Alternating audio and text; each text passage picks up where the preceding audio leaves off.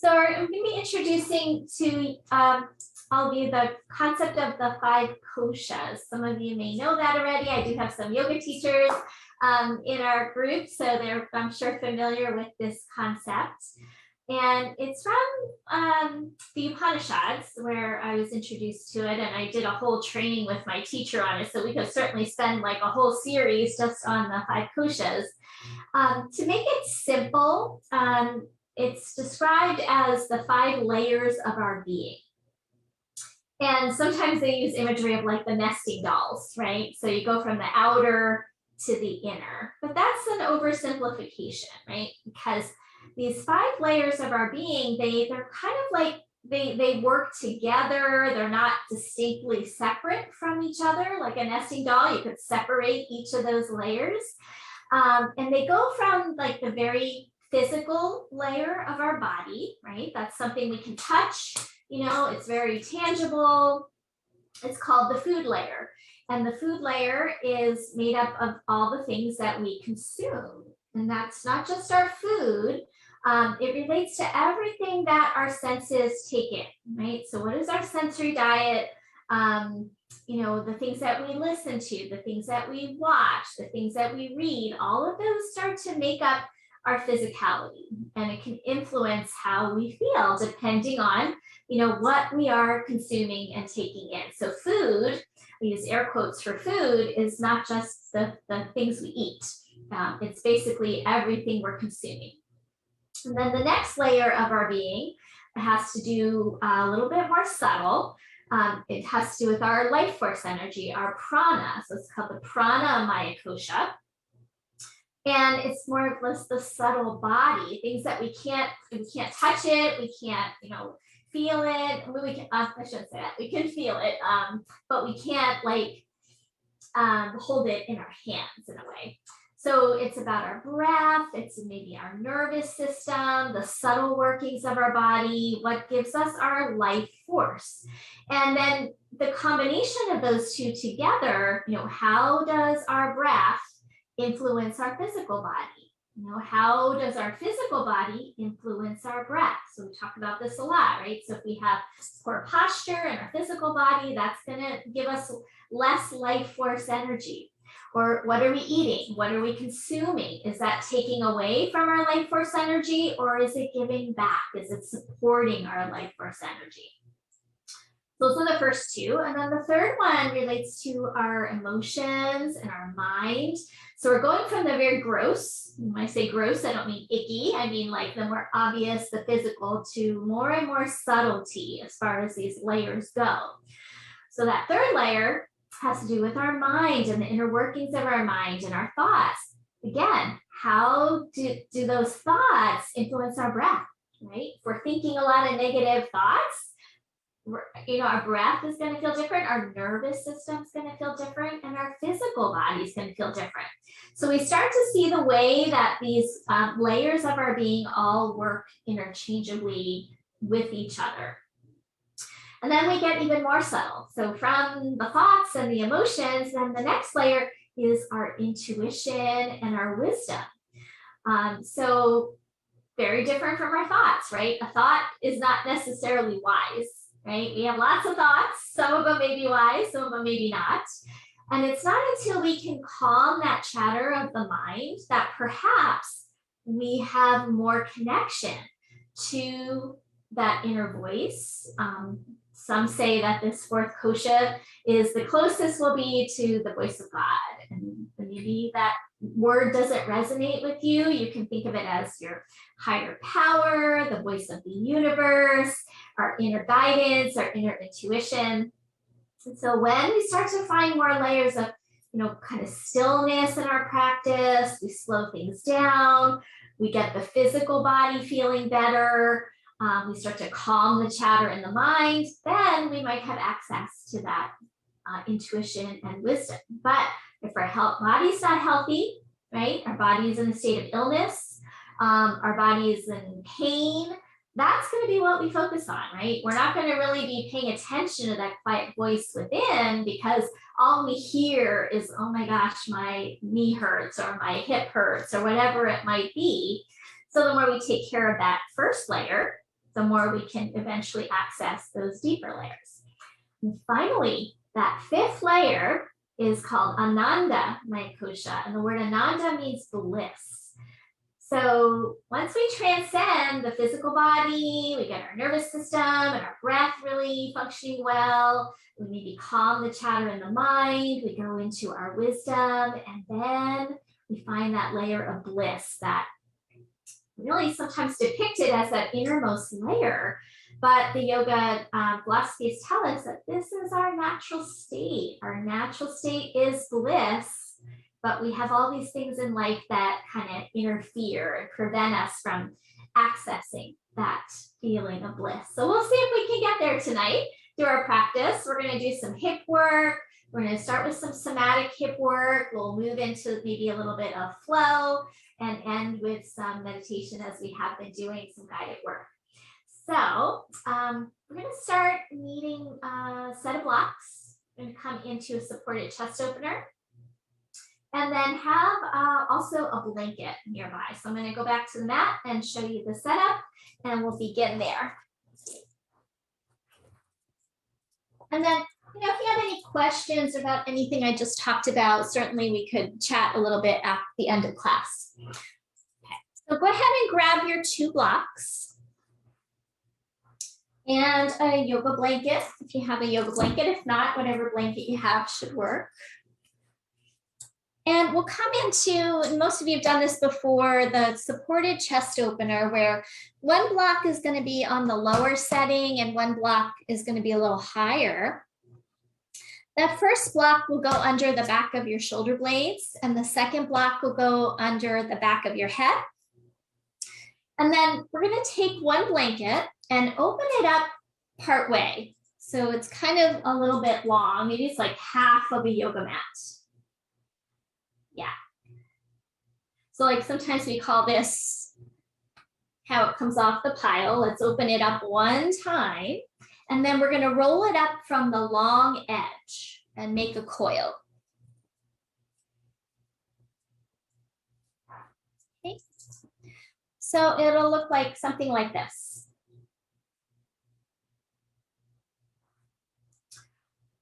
Okay. Then we'll have our back to those blocks, and we're going to put that roll right over the top of our feet. And we're coming into the bound angle version of this pose. So soles of the feet together, put the blanket on top of your inner feet, and then you're going to lift your knees and pull that blanket around your ankles. And then when you let your knees drop back open, you have a nice little support there. If for any reason that seems too complicated, you could just stick 2 pillows under your knees and be done with it that way as well. Okay. So then when you're ready, scoot your tailbone a little forward so we have that length through our lower back. And then one block under the back of the shoulder blades and one block under the back of the head. And you can turn your palms up, tuck your shoulders in. And unfortunately, a thunderstorm is beginning here. So hopefully it won't rain too much, but just letting you guys know, if you hear it, that's what's going on here. Thunder is starting to kick up. Okay, so go ahead and come into that pose. I'm going to stay seated because I'm going to share some more reading with you as you settle into this posture.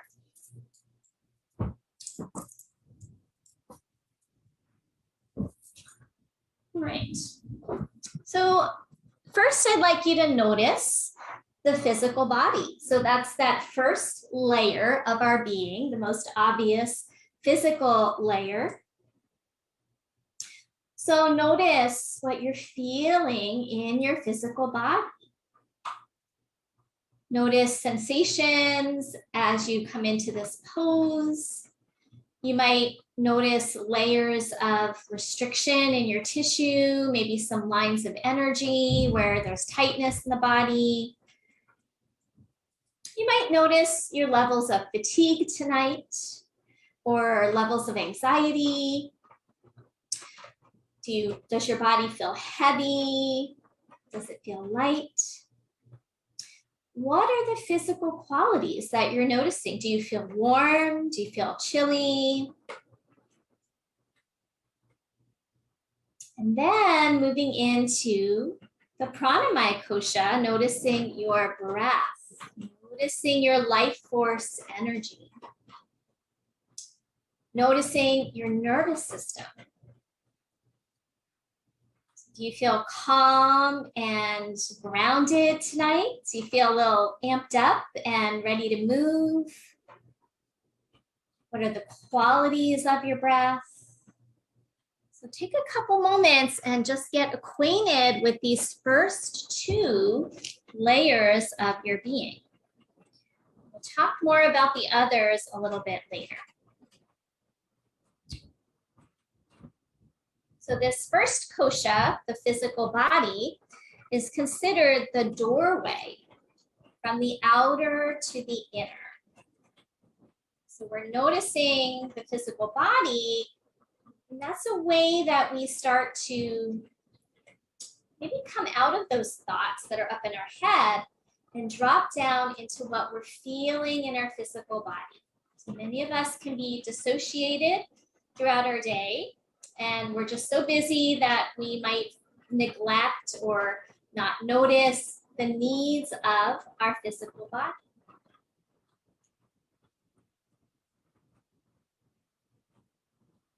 So knowing that once we start to bring our attention into the physical body, this is the doorway to bliss, right? It's not going to be through our thoughts. We're not going to get there through our thoughts. We've got to start to let the thoughts drop away.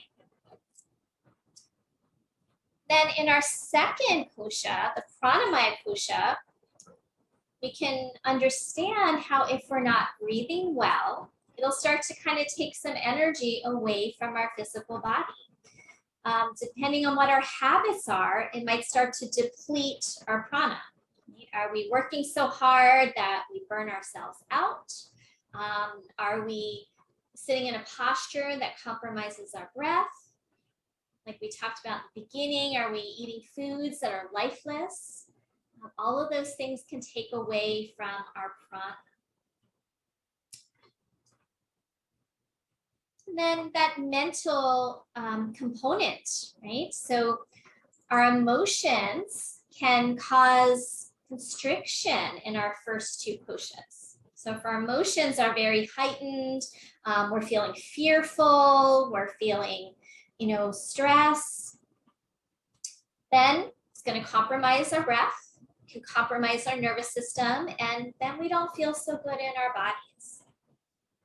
Again, just exploring how these layers of our being work with each other. So we're going to take about 3 more breaths here in this posture. We're going to come off in a moment and go through a somatic sequence that encourages us again to come out of our thoughts and into our bodies. And we'll work a bit with the hips so that we can settle into some poses a little bit later on in the practice. All right, so that's probably about 3 breaths. When you're ready, let's go ahead and draw the knees up. And you can press into your arms a bit to lift yourself up.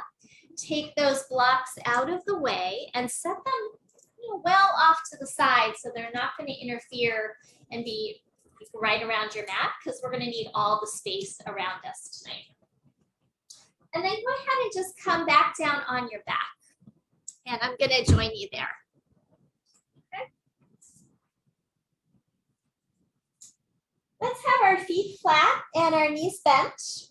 And relax your arms with your palms up at your side.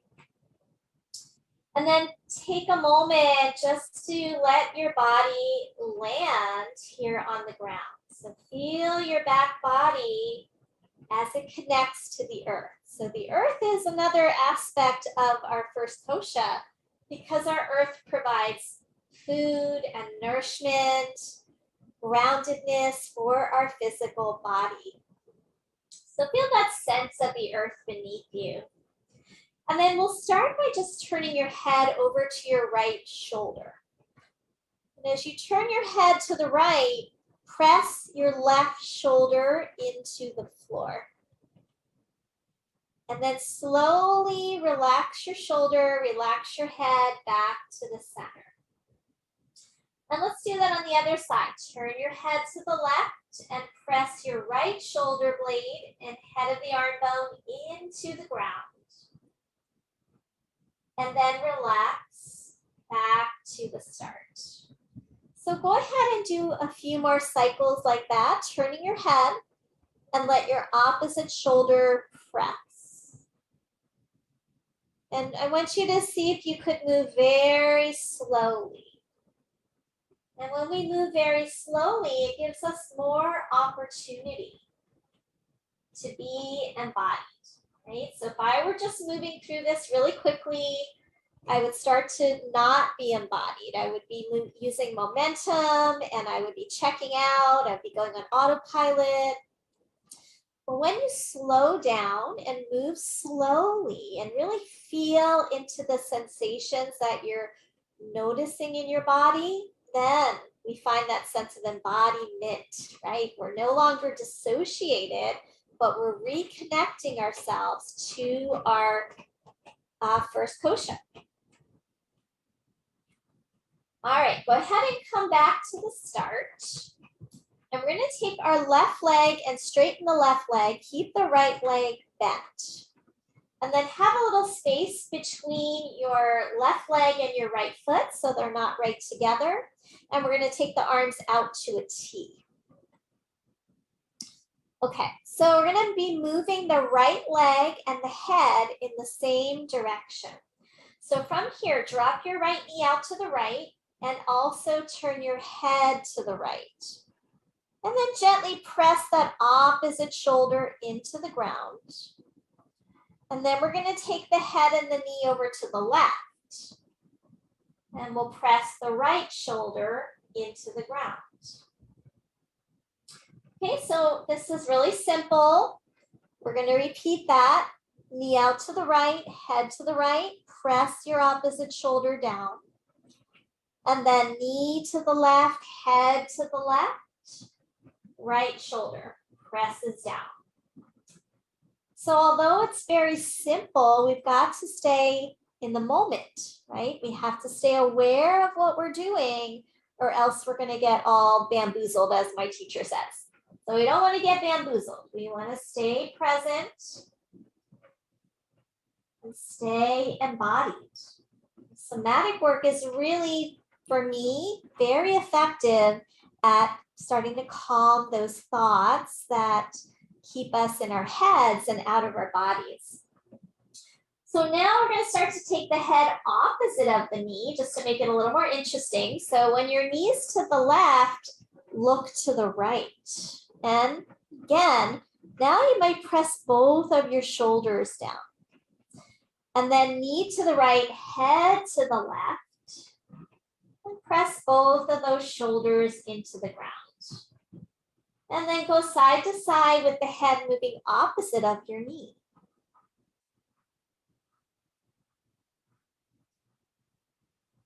Notice what you're feeling in your body, maybe sensations through your neck. Maybe there's some subtle sensations in your hip or your inner thigh. And we're starting to, in a gentle way, bring some fluidity into our hip joints. Okay, come back to start. Keep the legs as they are. Pause for breath. And now we're going to move into the unwinding movement. Some of you have done this with me before, and we're going to add an arm circle to the movement. So first, we'll start real simple. Drop your right knee over to the left, look to your right. And now we're going to push into the inner edge of the right foot and let your hip lift. And you're going to press that foot into the ground. The hip lifts, the glute engages, and your head is rolling to the right. And then release back to the start. Okay, we're going to move on the inhalation.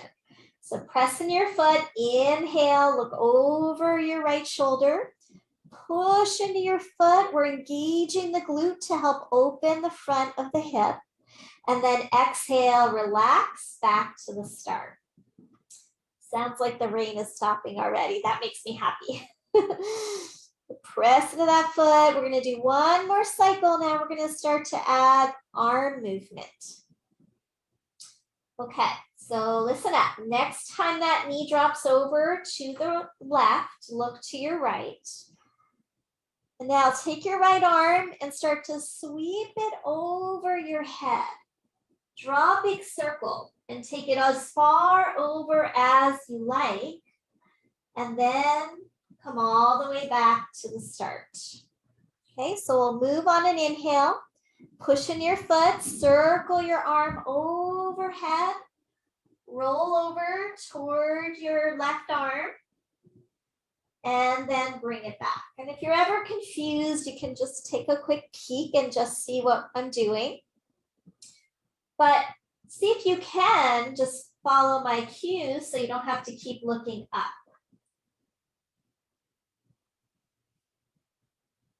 And we're going to do that 2 more rounds. So sweep the arm over the head, push into your foot, and roll toward your left arm. Bring it back. Good. One more time. Move on an inhalation.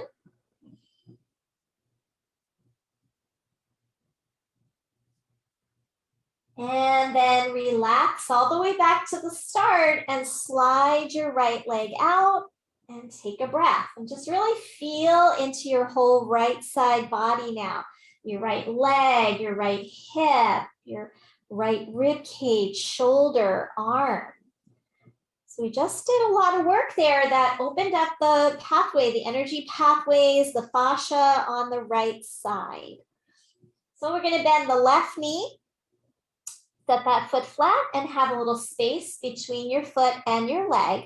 And we'll repeat this on side 2 by dropping the knee open to the left and turn your head to the left.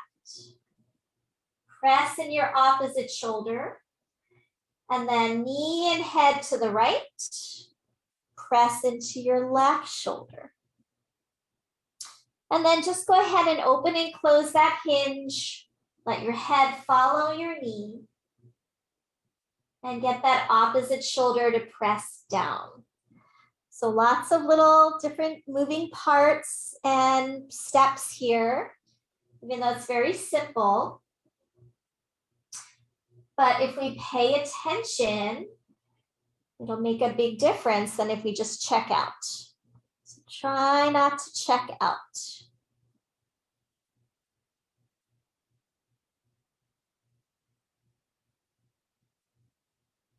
And at some point, you're going to start to let your head go opposite of your knee.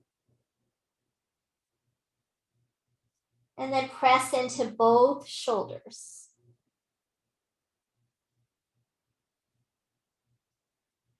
And noticing what you're feeling.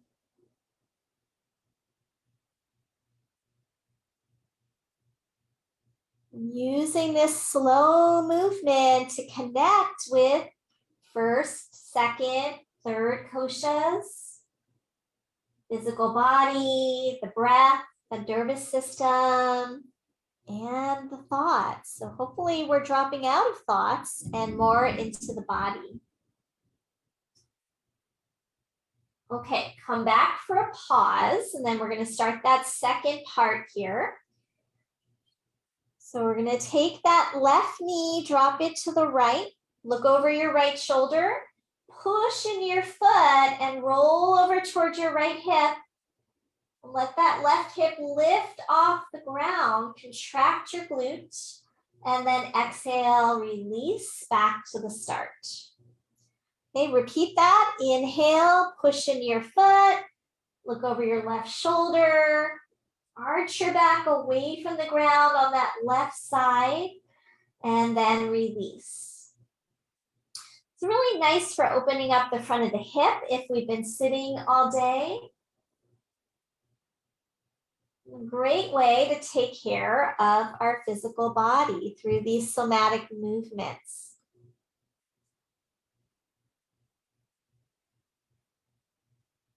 When you're ready, we'll start adding in the arm sweep. So as your knee drops over to the right, start to sweep your arm overhead. If you can, let your fingertips graze the floor.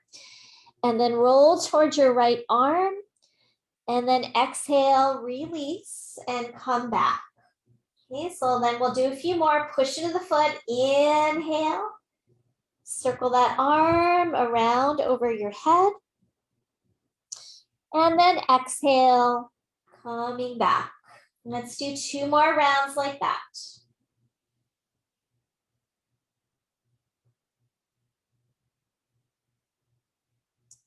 Where are you feeling a stretch in your tissues? Where are you maybe feeling some muscles engaging? Maybe in those glutes. And then after that second one, we'll come back to the start and go ahead and just slide that leg out and take a moment. Feel now into your whole left side body. Might feel a little bit more of that second kosha, the prana maya kosha, the flow of energy through your left side. Our energy can get blocked by our physical habits, you know, how we're holding our bodies. It can also get blocked by those thoughts that come up that create tension in our bodies. Okay, we're going to come back to working with the right leg. We're going to slide the right knee out to the side as if we were doing tree pose on our back. So like the bound angle. And then we're going to bring that foot flat and bring the knee up and then slide it back out. Okay, so I call this bound angle sliders. So we're sliding into a bound angle on that right side.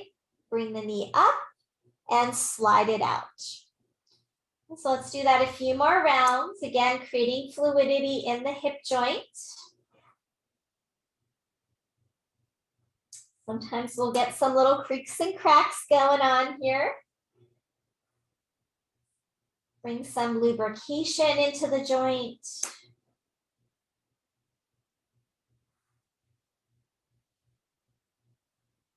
Let's do one more round. Again, try not to rush. Now this next time we slide the foot out, let's keep it there and then press your right foot to your inner left thigh. So now we are in a tree pose and we're going to take the arms and reach them overhead.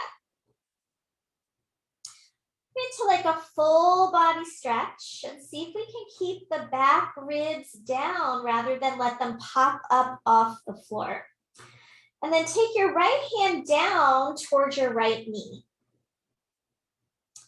And we're going to move somatically through this tree pose. So as you inhale, reach through your left arm and your left leg and slide your right hand down towards your right knee. So we lengthen through that left side and contract the right side and then relax back to the start. We could have done this in our oblique practice last week, right? Inhale, lengthen left side, shorten the right side by sliding that hand down. And you might squeeze your right hip up toward your right shoulder a bit to accentuate that. And then relax.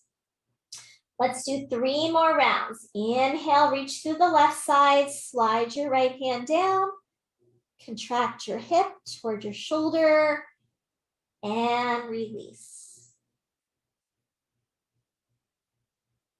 So I'm going to give you a moment to just do another round or 2.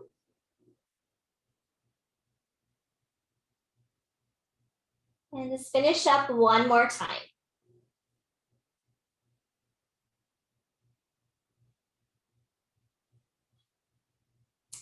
Okay, let the left arm come down, bring the right knee up, and slide the right leg out. All right, so just take that pause before we go to side 2. And then we'll start with the sliders. So we're going to slide the left knee out to the side, bring that knee up, and slide the foot back out. Very good, and repeat. Another thing we like to do in the somatic work is compare your sides. So for me, my left side seems to go a lot smoother than my right. I get a little clicking in that right side, but the left is a lot more fluid. So a lot of times we're tighter on one side of the hip than the other.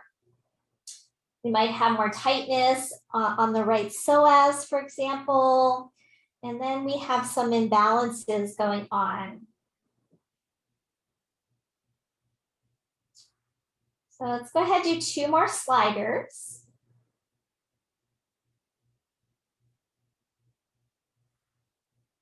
See if you can feel every little nuance, like your foot sliding across your floor or your blanket.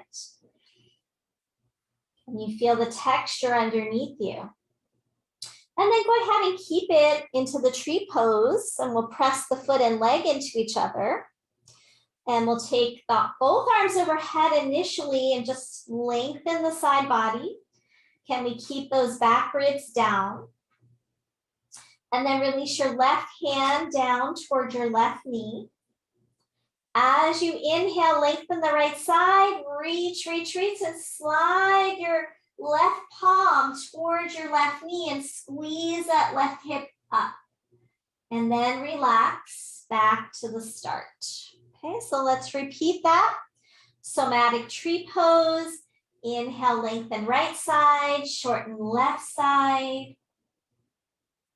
You might even press your right thigh into the ground, which will help open the front of that hip a little bit more.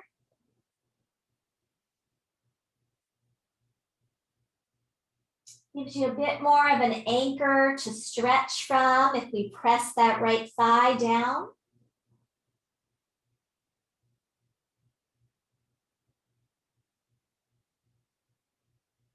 Go ahead and finish out just maybe 2 more rounds.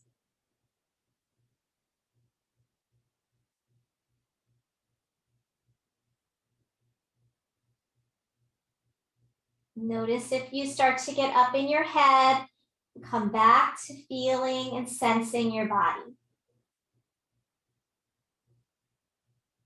All right, after that next round, let's let the arm come down, guide the knee up to vertical and slide that leg back out.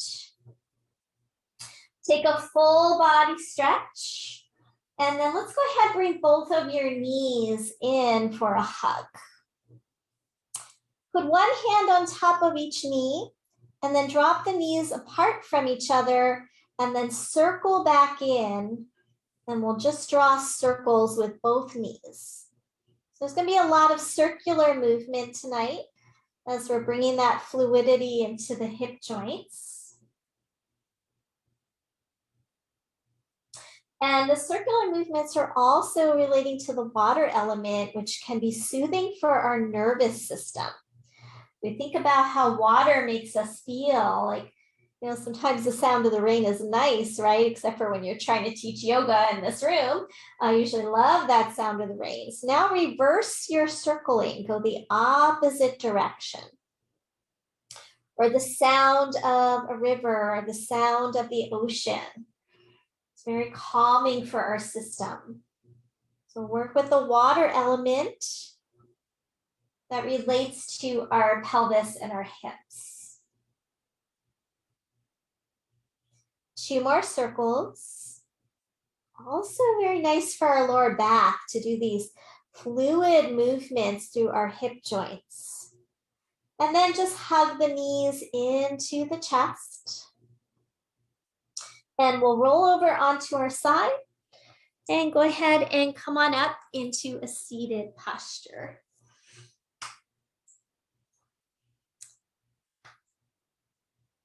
All right. So soles of the feet together will come into bound angle position. And we're going to just take our hands and place them on the soles of our feet. So you might widen your knees just a little bit and start to just maybe close your eyes or find a soft focal point and feel the sense of your hands on your feet. You're not doing anything. You don't have to massage them. We're just placing the hands and having a sense of feeling the hands touching the feet. Just take 2 more breaths like that.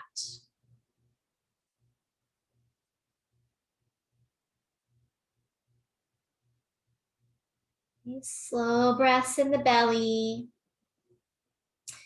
And then from here, we're going to slide the hands up to the knees and then up to the hip joints, and then back down the knees and back off the feet. So we're just doing like a little brushing of the skin here. Just getting that feeling of connecting to this physical layer of our being, right? So touch is a way that we can connect to our first kosha.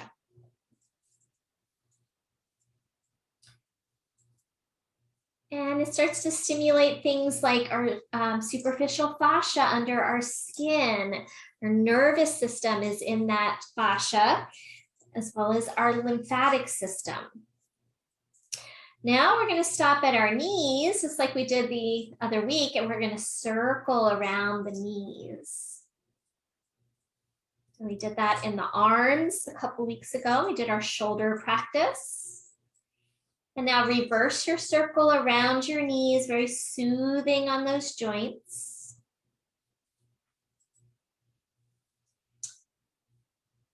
And then one more time in that opposite direction.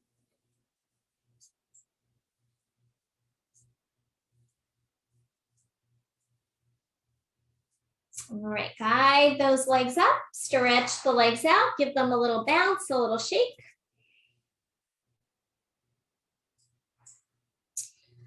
Okay, so let's go ahead and come into tabletop position. Class always goes so fast. We'll come into all fours. And let's do our cat-cows, so 5 rounds. Inhale, arching the back. Now, as you exhale, start to initiate the rounding from your tailbone. Start to draw your tailbone forward and down, and let that ripple up into your upper back. And then as you inhale, start that movement from the tailbone. Let the tailbone start to draw back and up. And exhale, tailbone draws forward. So we're initiating that movement from our hip joints. Okay, so see if you can have a sense of that tonight. It's always good to have a different focus depending on what we're working on in our cat-cows. So what we focus on changes how it feels, changes, what we're getting out of it. And after 5 rounds, go ahead and move back to a child's pose.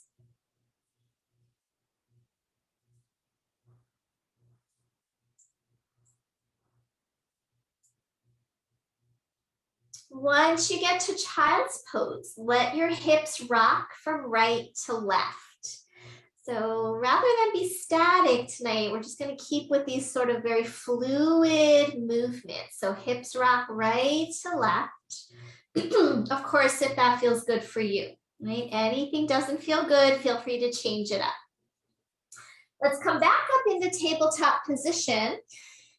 And now we're going to go doing some things tonight that are what I call unstructured, like more organic, and we're going to start to tap into our more intuitive layer of our being by just starting to move around. So you might circle your hips, you might sway your shoulders, you might bend your elbows, rock right to left. So just let your body organically do what it feels like doing here. And then notice what it feels like to be unstructured. So some of us like that feeling of just kind of doing our own thing. And some of us are like, what, wait a minute, you're not telling me exactly what to do. And it starts to feel a little uncomfortable. So notice what it feels like for you to do something a little more organic. Now we're going to take this into a little bit more structure. We're going to circle the hips. So take your hips a little to the right, and then we're going to drop them forward, almost like an up dog. and then over to the other side and back toward a child's pose. So draw some nice big circles with your hips.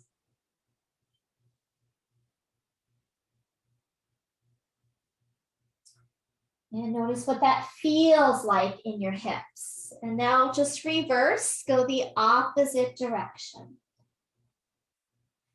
And you can add a little bit of that organic movement if you want. You can just kind of move your shoulders around.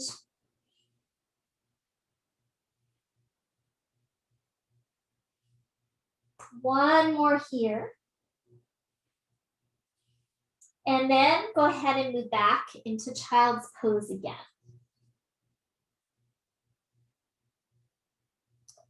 Next, inhale, slide your hands back, and we're going to stand up on our knees. Inhale, reach the arms up and overhead. And then right hand comes down, left arm comes over into a side bend. Inhale, reach it up. Exhale, over to the other side. Inhale, reach up. Exhale, down, child's pose. Inhale, tabletop pose. Circle your hips around 3 times in each direction now. So make this into a little bit of a flow. And then reverse, go the other way.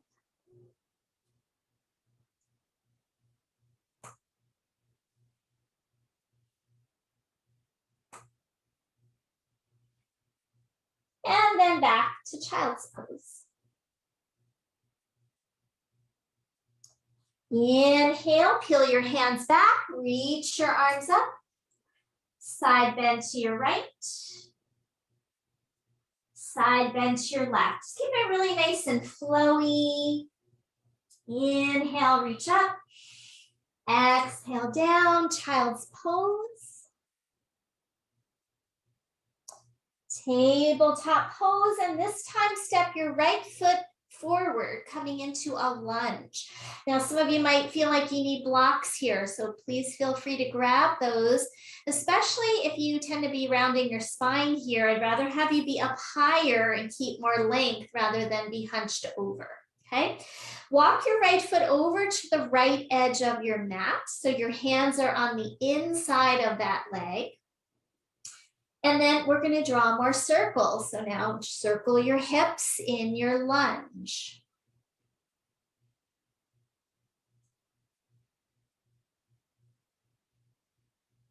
And then the other direction. So about 3 times in each direction.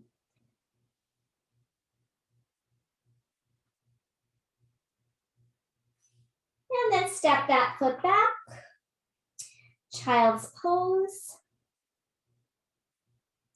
Inhale, circle your arms up, reach up, side bend to one side, and side bend to the other side.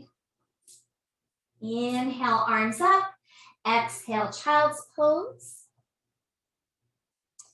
Tabletop, step your left foot forward to the side of your mat, blocks if you need them.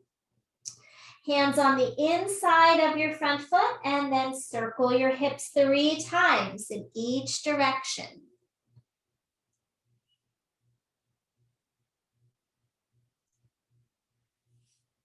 Reverse when you're ready.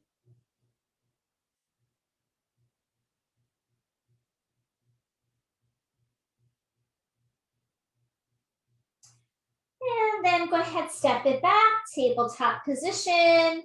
Child's pose, rock your hips right to left.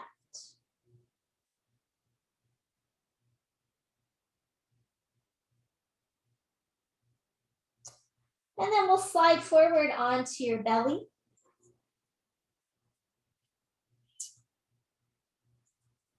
Bring your hands back toward your chest. So thumbs kind of line up with your chest and roll your shoulders back. Press your tailbone down and lengthen through your legs. And then inhale, lift up into cobra, where we're going to go into that kind of organic movement. So you're going to rock your hips, roll your shoulders, move your head, and just find that more fluid movement. Take a break if you need to. Sometimes we have a lot of rules about our practice, and this is about really getting into your body, feeling your body in a different way, in a fluid way.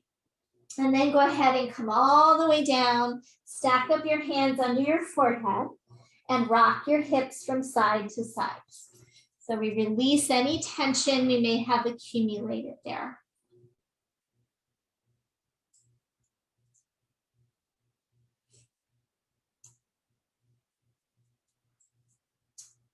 All right, go ahead and press yourself up to tabletop. And we're going to come into pigeon pose next. We did a lot of preparation in our somatic work, in our lunges there, just to kind of bring that fluidity in. If you feel like you need to come to dog to get into pigeon, you're welcome to. But I'm just going to start from table and bring my right knee by my right wrist, left leg behind, straight back. And then some of you might feel like you need some support under this front hip. Okay, if you have strain in this front knee, you want to grab a blanket, a block, and stick it under your right sit bone. And if pigeon pose is just not accessible to you and your knee, I'm going to ask you to just do reclined figure 4 instead. So let me give you a quick picture of that in case you want to do an alternate. So you're on your back, ankle to knee, and we can bring that knee in toward the chest. Very similar pose if you have any knee stuff going on. Okay. So if you can, you're in pigeon pose. And we're going to just kind of hang out in this one. If you can, bring your arms to the floor. You might need blocks. And then we're going to take our thumbs and you're going to prop up on your elbows and press your thumbs right into your cheekbone, underneath, in line with your eye. So I'll just show it here. So you're going to press your thumbs right below your cheekbones. This is an acupressure point for the stomach meridian, which very much relates to our first kosha and the food sheath. So press, let your head press down into your thumbs, just resting there lightly. And we're going to stay for a few breaths. So the stomach meridian this is an acupressure point on our stomach meridian that relates to how well do we feel nourished, right? So nourishment, again, is not just food, but how well do we feel nourished in our lives? How nourished does our body feel? Now, after a few moments there with the thumbs pressing, let your hands relax. And if you can, you're going to bring your head all the way down to your arms. If you can't, grab a block and put a block underneath your head. Now, we're going to stay here for about another minute. And as we come into these poses, we're starting to find some stillness. We did a lot of fluid movement, circling, all those things, but now we're holding it. And here's where it's a little harder to manage that third kosha, right? So once we come into stillness, then the mind chatter has more opportunity to kind of start up, right? Because we want to distract ourselves from what we're feeling, and we get back up in our heads. So can you focus more on what you're feeling, focus more on your breath, rather than get caught up in the mind? Feel your body breathing.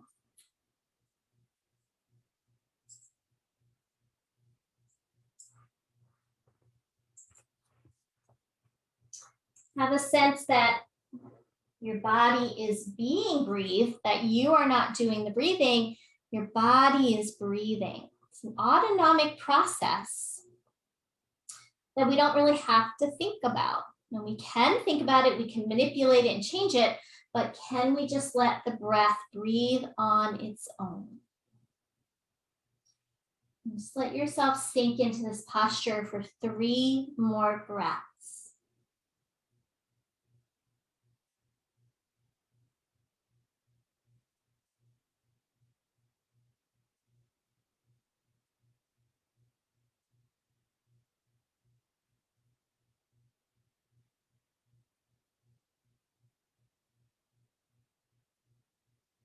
Now, after your 3rd breath, start to slowly walk your hands back in and prop up on your hands. Try not to hurry. And then you're going to want to maybe take a peek at this next thing because it's a little different. We're going to roll toward that right hip so we can swing the back leg around. So your left shin is crossing in front, and we're going to pick the knees up off the ground and balance on our sit bones. Try to get your spine into your body rather than rounding your back. And if it's accessible, grab your feet. So you're holding your opposite foot on the pinky edge, and you're kind of balancing here. Okay. Now again, try to bring your spine into your body, open across your collarbones. We don't want to round and collapse. We want that length through the spine. Now, if you can, challenge yourself to maybe close your eyes and breathe here. So I got this pose from a book that I have. It's called 2001 Asanas or something crazy like that. And they call it embryo pose. So think about just kind of being suspended in the water element, and you're floating in that water element, and you're breathing. Try not to sickle your ankle joints. So we're going to have a little flex to the feet. And we're holding for 2 more breaths.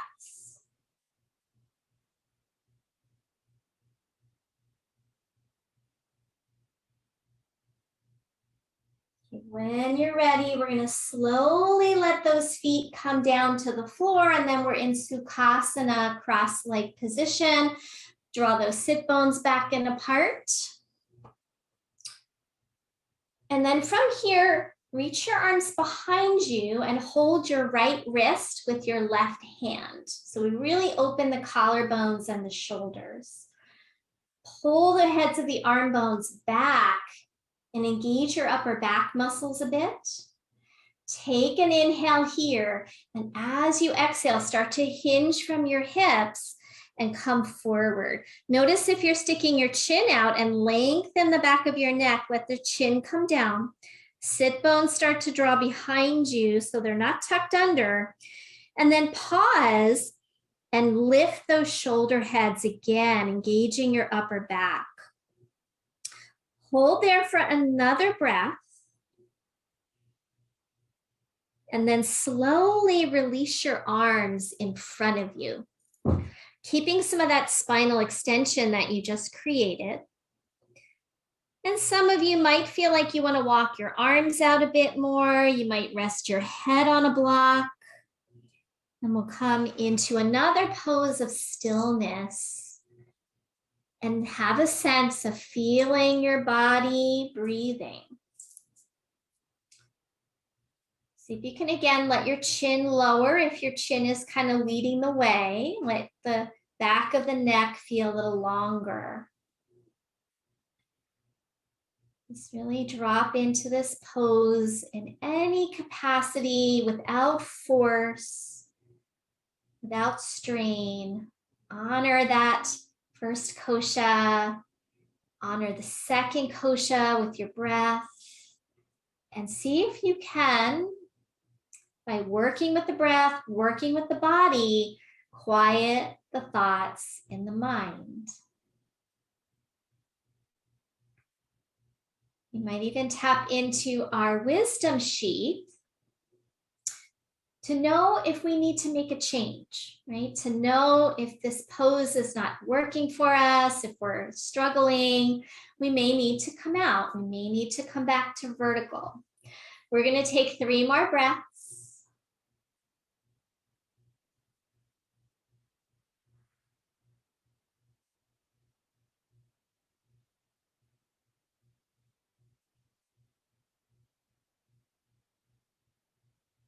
After that third breath cycle, no hurry. Use your hands to slowly walk yourself back up. Bring your hands behind you, feet out in front of you. Do a little windshield wiper side to side. And then we'll do that whole sequence on side 2, starting with pigeon pose. So when you're ready, maybe you'll come through table or down dog. And we'll bring that left knee forward toward your left wrist. Slide your right leg back. Again, support that left hip and sit bone if there's any strain, or do a figure 4 on your back if you have any knee stuff going on. And then as you're ready, we'll start to come down. And again, your thumbs will press right underneath your cheekbone in line with your center of your eye. And we'll take a few breaths with the acupressure point. Try to get your hips a little bit level toward the front of your mat. Sometimes we tend to rock toward that left hip. So we're going to see if we can kind of draw the left hip a little back and right hip a little forward just to even things out.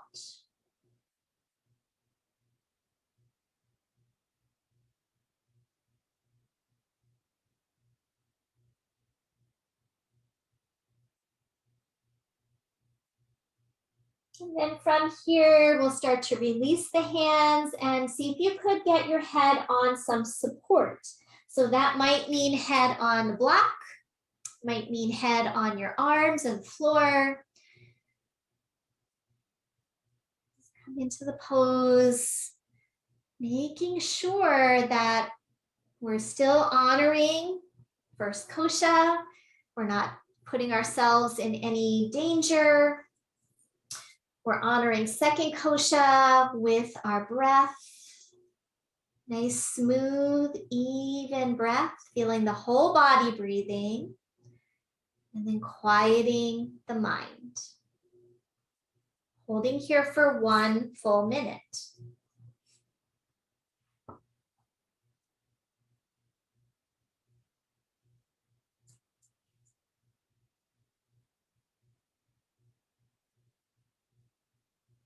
And in the stillness, observe your own tendencies.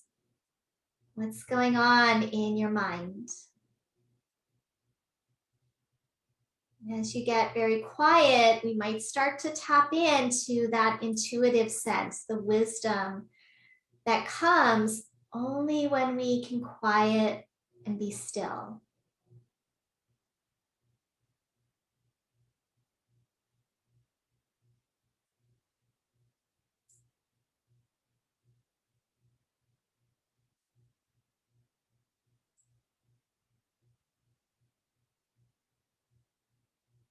Take a few more rounds of breath.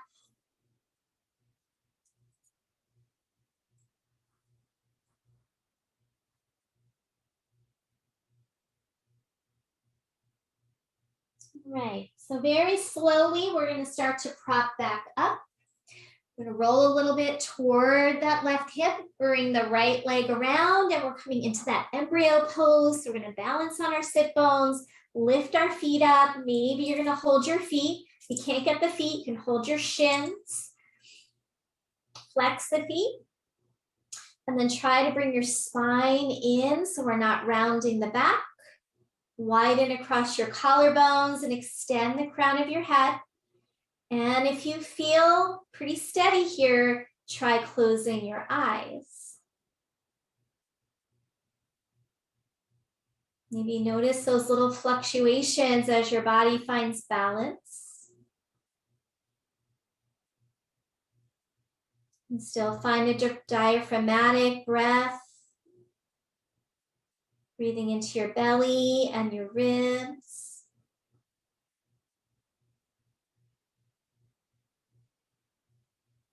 Okay, very good. And then slowly let the feet come down. Coming up onto the sit bones and widen them back and apart. We'll reach behind us and hold the left wrist with the right hand. And then draw your collarbones open, heads of the arm bones back, contract your upper back muscles, take an inhale. And as you exhale, start to hinge forward, keeping the shoulders back and the back of the neck long. So try not to stick your chin out. Let the sit bones draw back behind you so we're not tucking and rounding that lower back.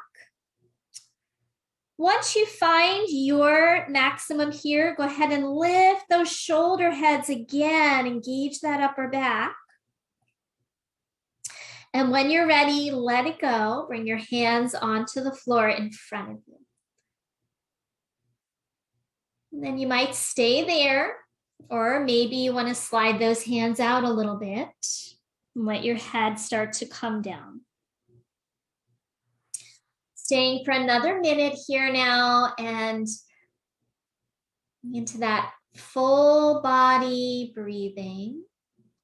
Maybe your head rests on a block or the floor. Or if you're more vertical, staying there if that feels better in your body. Tapping into that intuition and wisdom.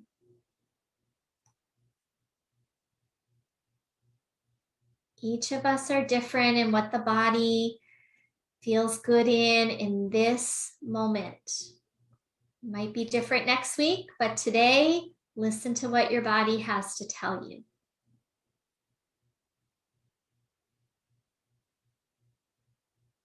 Maybe send some breath into your back rib cage, maybe that lateral breath out into the side rib cage.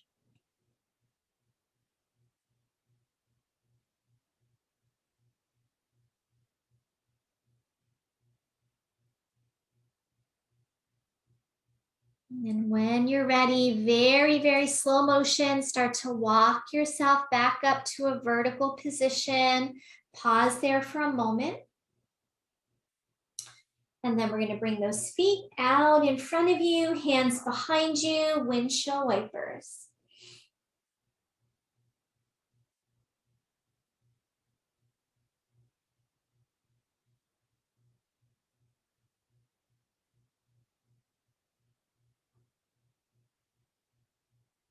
Okay, so we're going to start very similar to how we began. We're going to grab our bolster and we're going to put it on an incline. So you might use 1 or 2 blocks and we'll prop up either our pillows or our bolster and make it a little bit elevated. And then something for your head, maybe a pillow or a blanket. And we'll come back to that coil of the blanket. So we'll wrap that up so that we can again support our knees. So now a little cozier than the blocks. We have the pillows or the bolster here. Soles of the feet together. And you can also, if you had enough hip work, we did a lot of hip work, maybe you just want to take your legs out straight. That's another option. So tune into that, wisdom of what's best for me right now. If you're coming into down angle, you can wrap that blanket around the ankles again and scoot your tailbone a little forward and ease yourself back. Turn your palms up wherever they're comfortable, or if you'd rather place your hands on the body, that's fine too.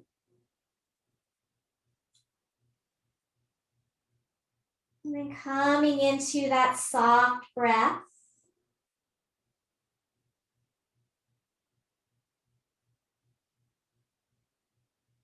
Let's do a little bit of 3-part breath, starting with breathing into your lower belly and your lower back.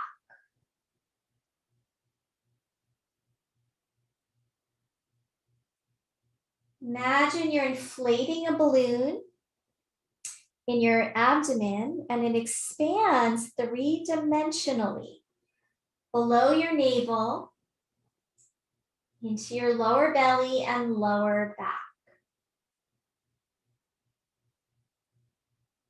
Follow your exhales all the way out.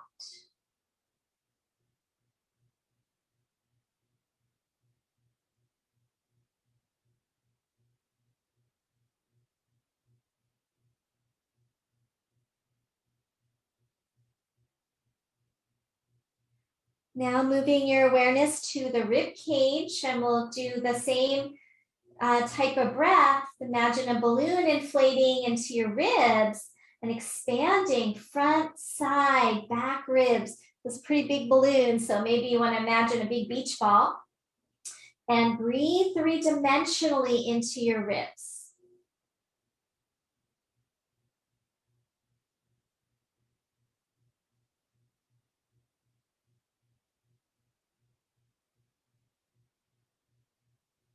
You might apply a very gentle ujjayi breath to this, which will help draw that breath out a little longer. So you add a little restriction to the back of your throat.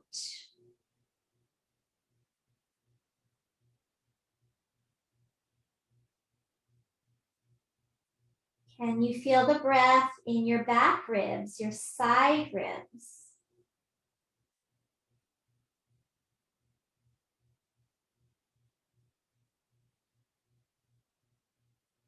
Follow the exhale all the way out. It's like you're melting and dissolving into that exhale.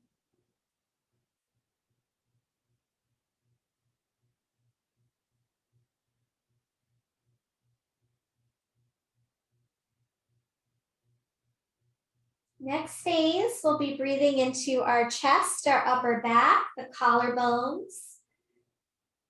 Maybe feeling that sense of the balloon inflating around the area of your heart, the front of your heart, the back of your heart.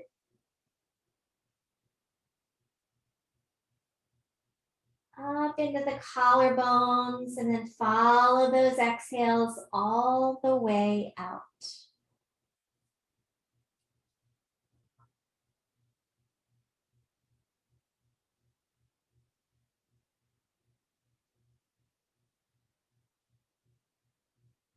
Still letting the mind be quiet, focusing on your body, focusing on your breath.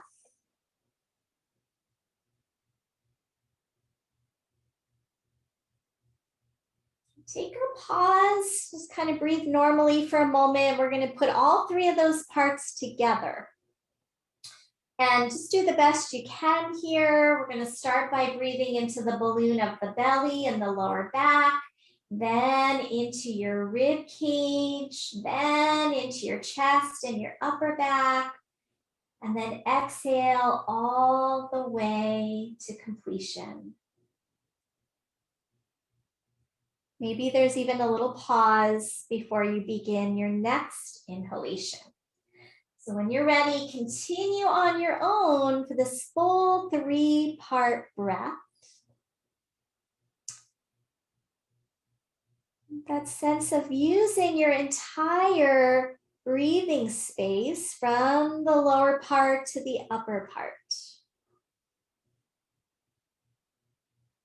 And if you want, you can use that little bit of a soft ujjayi breath in the back of your throat, which will help you slow it down even more.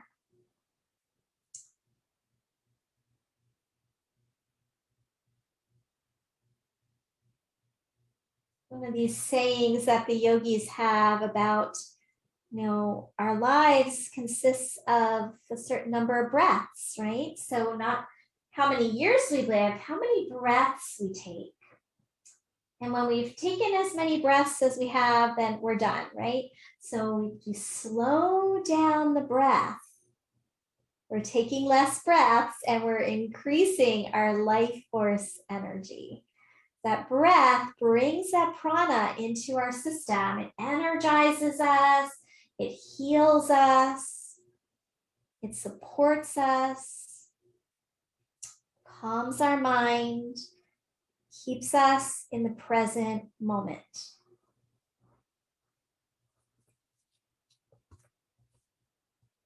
Let's take about 2 or 3 more rounds.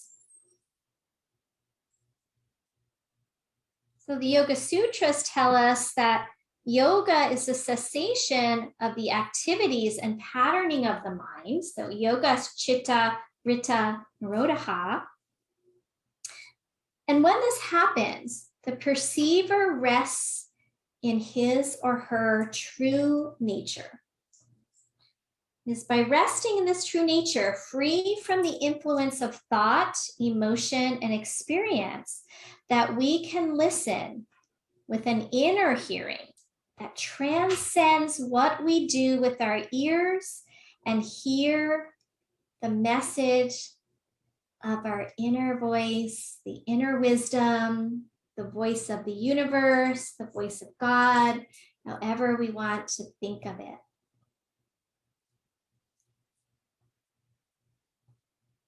Now finish up that last round of your 3-part breaths and simply let it go into a natural breath. Let your breath breathe you.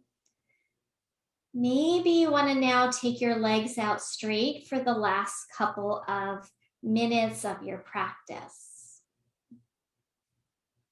We're going to stay in the pose a little longer, but maybe take those legs out if that would feel good for you.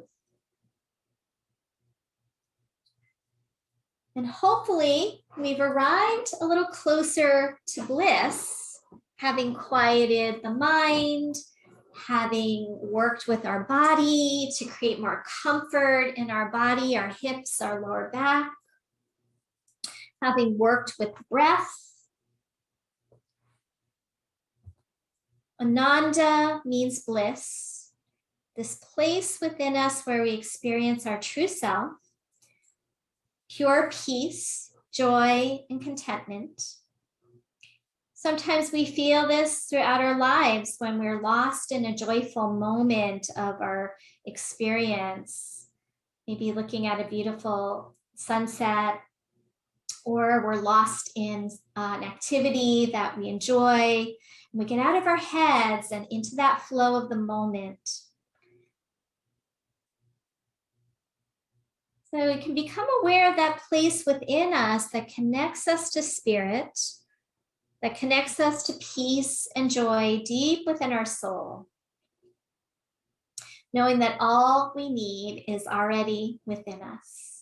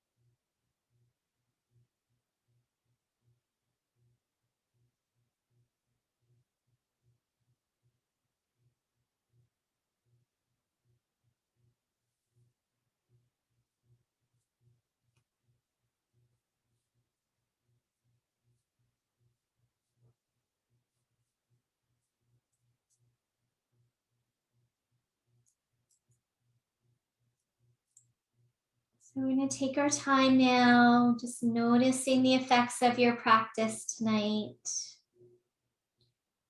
Bring in a couple deeper breaths, some small movements. Try not to do anything quickly here. Hold on to that bliss.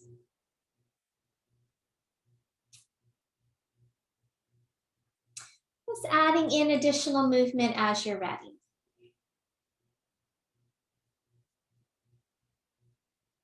You always have the option to just stay where you are and take a longer time in your Shavasana, and I will just eventually sign off if you feel like you need it. That's always available to you, not just this week, but any week if you need more time. But if you're ready, you're going to eventually come over to your side for a pause and then back up into a seated posture. And we'll pause there.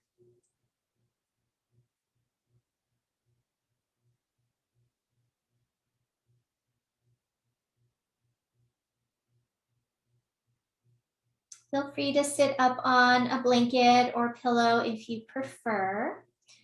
And we'll just lengthen up through the spine one more time and open across the collarbones. Maybe close your eyes, come back into your breathing.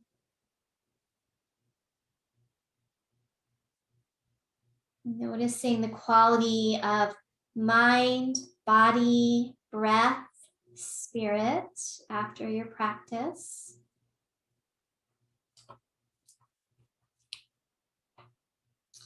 And I'll finish with a little reading. This is from Dana Fold's book of poetry. It's called Go In and In. Go in and in. Be the space between two cells, the vast resounding silence in which spirit dwells. Be sugar dissolving on the tongue of life. Dive in and in as deep as you can dive. Be infinite, ecstatic truth. Be love conceived and born in union. Be exactly what you seek. The beloved singing yes, tasting yes, embracing yes, until there is only essence, the all of everything expressing through you as you. Go in and turn away from nothing that you find.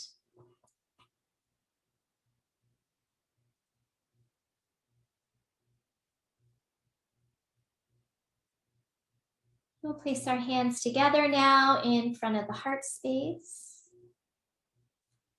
Take an inhale, and as you exhale, bow inward to your heart. Thank you, everyone. Namaste.